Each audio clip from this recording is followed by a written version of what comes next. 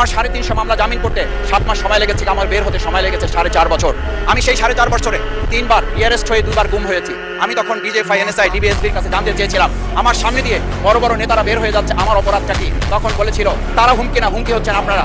আমাদেরকে যখন শেখ হাসিনার শেষ সরকার নিষিদ্ধ করেছিল, তখন তারা 14 দল মিটিং করে বলেছিল এই জামাত শিবির হচ্ছে সবচেয়ে বড় সমস্যা, তাদেরকে নিষিদ্ধ করলে এই আন্দোলন থেমে যাবে। আজ একটা কথা পরিষ্কার বলতে চাই, এই গণবিপ্লব নিয়ে আমাদের মাথা ব্যথার মূল কারণ হচ্ছে এখানে শেখ হাসিনা আমাদেরকে যথার্থ টার্গেটটা করেছিল। সেই টার্গেটের মূল লক্ষ্যে ছিলাম আমরা। আমাদেরকে বলা হয়েছিল একটা গুলি করলে একটা সরে বাকিগুলো লড়ে না, সেই লড়ে না লোকগুলো ছিলাম আমরা, মাননীয় স্পিকার। যার কারণে আমাদেরকে তারা ভয় পায়। আমরা এখন বর্তমান সময় ভিডিও দেখতে পাই যে শেখ হাসিনা বাইরে থেকে বলেছিল আমরা এই দলকে ভোট দিতে বললাম, আর সেই দল আমাদের সাথে আবার বিশ্বাসঘাতকতা করেছে। আমরা সেই শেখ হাসিনার বক্তব্য শোনার পর আমরা কাউকে আজকে এখানে বলতে শুনি নাই শেখ হাসিনার ওই বক্তব্য সঠিক নয়। এই মানুষ প্রতারিত হয়েছে, বেইমানি করা হয়েছে।